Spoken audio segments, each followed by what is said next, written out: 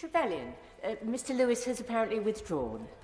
Anne-Marie Trevelyan. Madam Deputy Speaker, thanks to the superhuman efforts of our NHS teams and to the forward thinking of the Prime Minister back in March 2020 to throw all our UK resources to supporting industry and the global virology scientific networks in search of vaccines to becalm the threat of COVID-19, there is light at the end of this lockdown tunnel.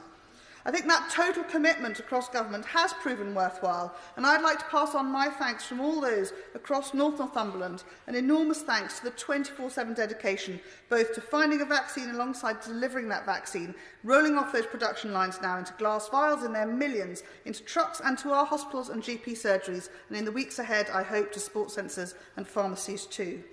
My constituents, whilst frustrated at having to remain isolated from family and friends once again, are in a better place about supporting the PM's difficult decision this week, because their vulnerable family members are indeed being vaccinated.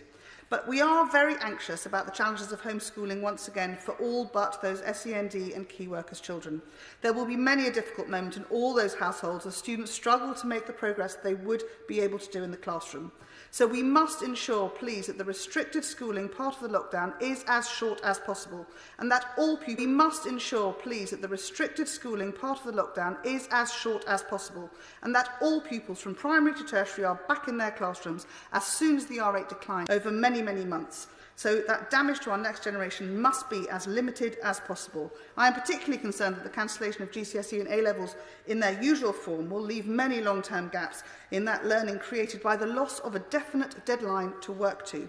As a mother of two whose both children worked only to an immovable deadline, this would have been a disaster in my own household. I can only be grateful they are now both grown up. But I do know that compliance to these regulations in Northumberland will be high because we appreciate the risks of our NHS being unable to deliver on the needs of all our patients if our excellent Northumbria NHS was overwhelmed.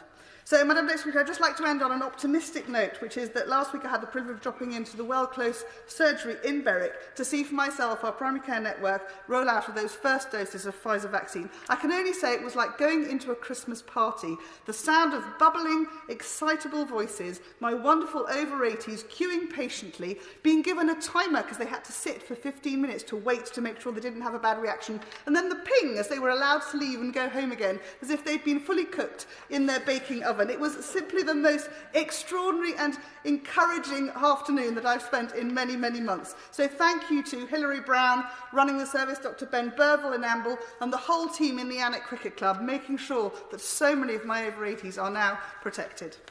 Yeah.